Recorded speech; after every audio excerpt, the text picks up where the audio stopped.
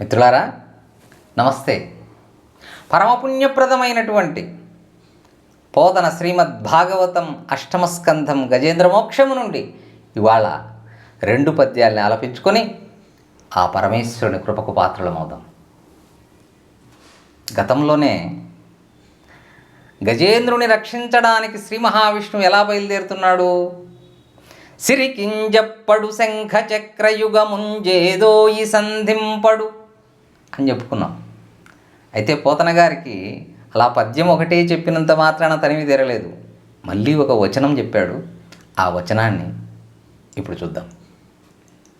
ఇట్లు భక్తజన పాలన పరాయణుండును నిఖిల జంతు హృదయారవింద సదన సంస్థితుండును నగు నారాయణుండు కరికులేంద్ర విజ్ఞాపిత నానావిధ దీనాలాపంబులాకర్ణించి లక్ష్మీకాంత వినోదంబులందగులు చాలించి సంభ్రమించి దిశలు నిరీక్షించి గజేంద్ర రక్షాపరత్వంబునంగీకరించి నిజ పరికరంబు మరల నవధరించి గగనంబునకుద్గమించి వేంచేయునప్పుడు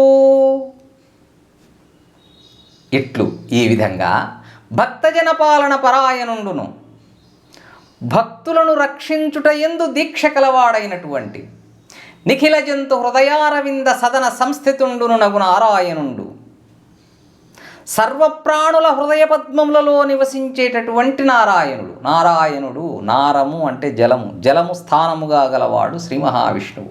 ఆ శ్రీ మహావిష్ణువు కరికులేంద్ర విజ్ఞాపిత నానావిధ దీనాలాపంబులు ఆకర్ణించి ఆ గజేంద్రుని యొక్క పరిపరి విధాలైన ఆర్తనాదాలను మొరలను ఆలకించి గజేంద్ర రక్షాపరత్వంబునంగీకరించి ఆ గజేంద్రుని రక్షించే పనిని నిర్ణయించుకొని నిజ పరికరంబు మరలను అవధరించి తన ఆయుధ సామాగ్రిని ఒకసారి స్మరించుకొని గగనంబునకుద్గమించి వెంచేయునప్పుడు ఆకాశ మార్గానలా ప్రయాణిస్తున్నప్పుడు తన వెంటన్ సిరి లచ్చి వెంటనవరోధవ్రాతమున్ దాని వెన్కను పక్షీంద్రుడు వాని పొంతను ధను కౌమోదకి శంఖ చక్ర నికాయంబును నారదుండు ధ్వజినీకాంతుండు రావొచ్చి రొయ్యన వైకుంఠపురంబు నంగలుగు వారా బాలగోపాలమున్ తన వెంటన్ సిరి ఆ మహావిష్ణువు వెంట అమ్మవారైనటువంటి శ్రీ మహాలక్ష్మి లచ్చి వెంటన వరోధవ్రాతమున్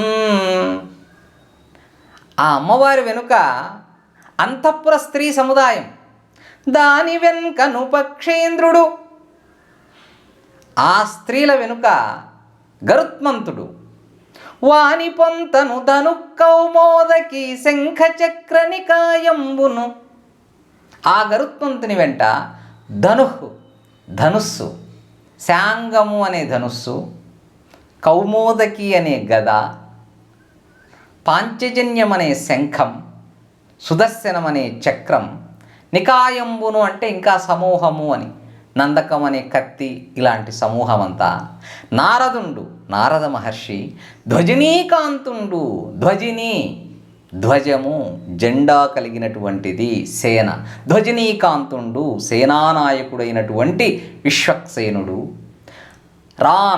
రాగా వచ్చి రొయ్యన ఇంకా వచ్చారట. ఒయ్యన అంటే క్రమంగా వరుసగా ఎవరు వైకుంఠపురంబు నంగలుగు వారాబాల గోపాలమున్ ఆ బాలగోపాలము సర్వులు వైకుంఠంలో ఉండే సర్వులు వరుసగా అలా బయలుదేరారు.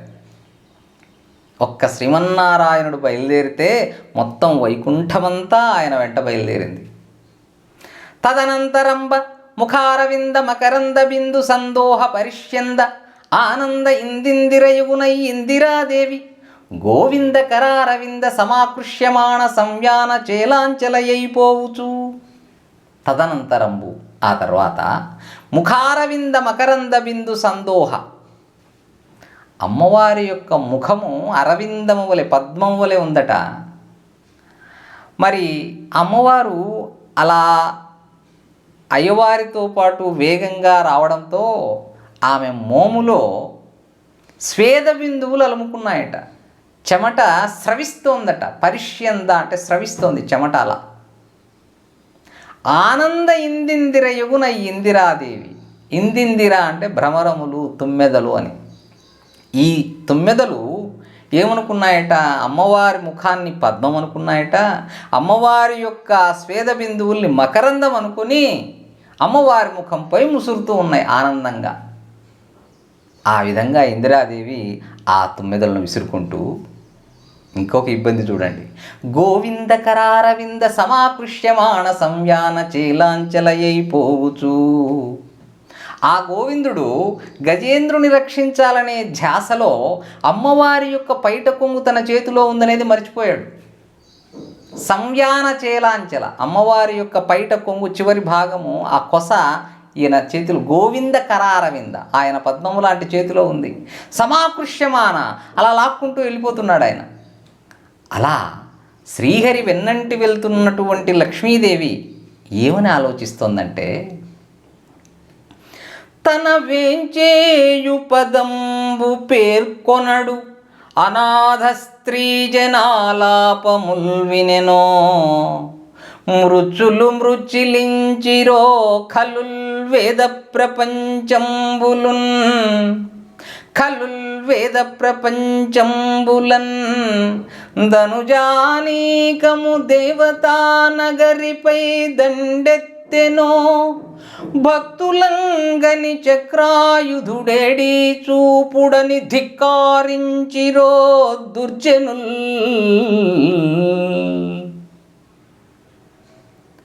అమ్మవారు ఏమనుకుంటోంది? తన వేంచేయు పదంబు పేర్కొనడు.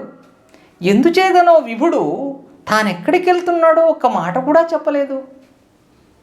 అనాథ స్త్రీ జనాలాపముల్ వినెనో, దిక్కులేనటువంటి స్త్రీల యొక్క ఆ మొరలు ఏమైనా విన్నాడేమో.